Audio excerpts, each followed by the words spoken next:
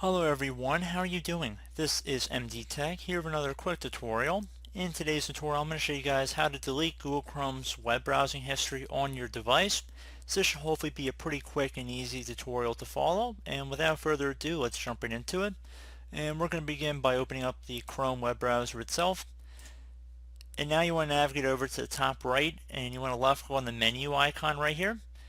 Once you've selected that, you want to go down and left click on more tools from this list. Once you've done that, go over and left click on clear browsing data. Underneath time range, you can click inside this drop down to select what time parameters. Most people are going to want to select all time, and you can keep browsing history checked, definitely, if that's what you're coming on this video for. And you can also clear cookies and cached images and files as well.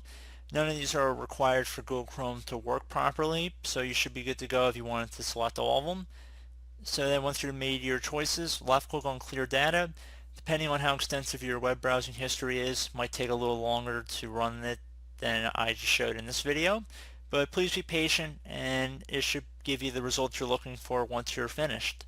So I do hope this brief video was able to help you guys out, and as always, thank you for watching, and I look forward to catching you all in the next tutorial.